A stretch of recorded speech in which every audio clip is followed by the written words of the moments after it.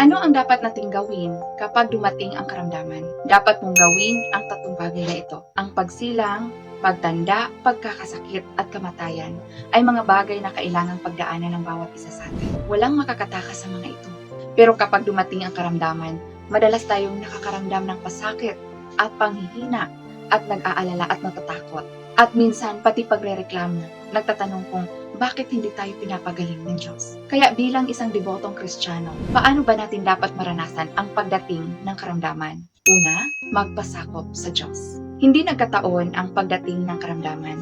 Ito ay nasa ilalim ng kataas-taasang kapangyarihan at pahintulot ng Diyos. Ang haba ng ating buhay at kalusugan ay nasa kamay ng Diyos. Kapag pinahintulutan ng Diyos na dumating ang karamdaman, hindi ito para parusahan tayo, kundi para ipakita sa atin ang kanyang autoridad sa pamamagitan ng pagdanas. Hindi lang dapat natin iniisip, kailan ako pagagalingin ng Diyos? At higit pa, hindi tayo dapat magreklamo kapag hindi natin nakikita ang kagalingan. Sa halip, dapat muna tayong matutong magpasakop sa plano ng Diyos at itigil ang pagrereklamo.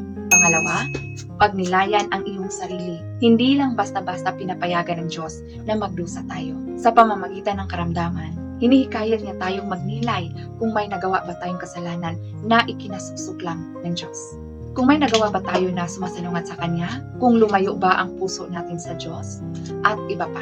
Kapag lumapit tayo sa Diyos para manalangin at maghanap, tatanglawan tayo ng Diyos para makaunawang hindi ito parusa, kundi paraan niya para tayo ay linisin at iligtas. Sabi ng Diyos, kapag isinasaayos ng Diyos na ang isang tao ay magkasakit, ng malubhang sakit man o simple, ang layunin niya sa paggawa nito ay hindi para iparana sa iyo ang lahat ng aspekto ng pagkakasakit. Ang pinsalang idinudulot ng sakit sa iyo, ang mga abala at paghihirap na idinudulot ng sakit sa iyo, at ang samot-saring damdaming ipinaparamdam sa iyo ng sakit. Hindi layunin ng Diyos na maunawaan mo ang sakit sa pamamagitan ng pagkakasakit. Sa halip, ang layunin niya ay para matuto ka ng mga aral mula sa sakit. Matuto kung paano maarok ang mga layunin ng Diyos.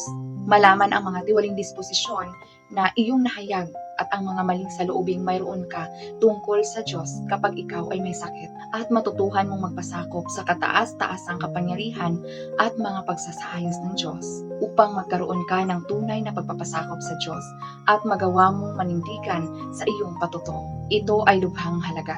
Nais ng Diyos na iligtas at linisin ka sa pamamagitan ng sakit. Panghuli, magkaroon ng pananalig.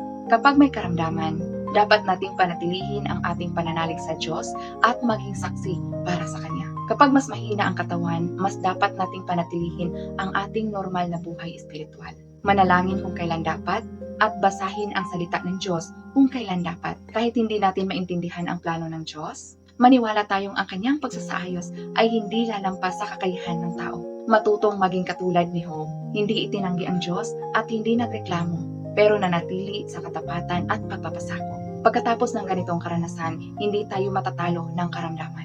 Sa halip, makakamit natin ang paglago sa buhay sa pamamagitan ng mga pagsubok. Sana makatulong sa iyo ang video na ito. Kung may mga paghihirap o kalituhan kayo, mag-iwan lang ng mensahe at may kakausap sa inyo. Sumali sa aming libreng fellowship at sabay nating hanapin ang tamang pasulong ayon sa mga salita ng Diyos. God bless you.